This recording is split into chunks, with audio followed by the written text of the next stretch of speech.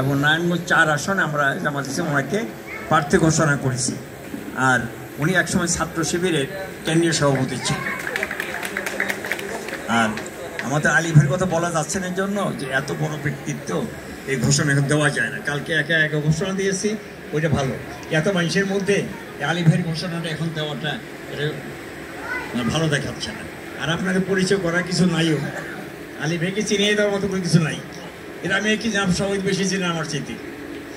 আর শাহ আলম সাহেব নির্বাচন করবেন ঘোষণা দিয়েছেন, উনি আসবেন, আপনাদের সাথে দেখা হবে কিনা বলা যাচ্ছে না।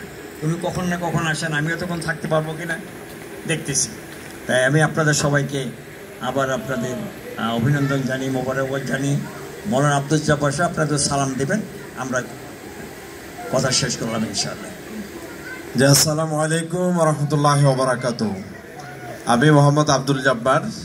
আজকে মোহাম্মদ আলী ভাইয়ের দাওয়াতে এবং তপু ভাইয়ের সাথেও সাক্ষাৎ হয়েছে। আপনাদের সাথে নতুন যারা কার্যনির্বাহী কমিটি, নতুনভাবে আপনারা যারা নির্বাচিত হয়েছেন, মনোনীত হয়েছেন, সবাইকে আমি বাংলাদেশ জামাত ইসলামীর পক্ষ থেকে মোবারকবাদ জানাচ্ছি, স্বাগত জানাচ্ছি।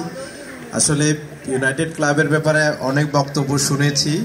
আজকের যে প্রতিবেদন, এই প্রতিবেদনের মাধ্যমে স্পষ্ট হয়েছে যে নারায়ণগঞ্জের জন্য, ফতুল্লার জন্য এই ক্লাব অনেকগুলো কাজ করছে এবং আমি মনে করি মানবিক একটি বাংলাদেশ যদি আমরা গড়ে তুলতে চাই, আসলে আমাদের যেই ক্লাবগুলো আছে, আমাদের সোসাইটিগুলো আছে, চাইলে অনেক উদ্যোগ গ্রহণ করতে পারি। এই সোসাইটিগুলোর যে ভিত্তি, সেই ভিত্তিটাকে যদি আমরা পারফেক্টলি অ্যাক্সেস করতে পারি, পরিকল্পনাগুলো অ্যাক্সেস করতে পারি, এই সোসাইটিতে অন্যায় অবিচার কোনো কিছু হওয়া সম্ভব নয়।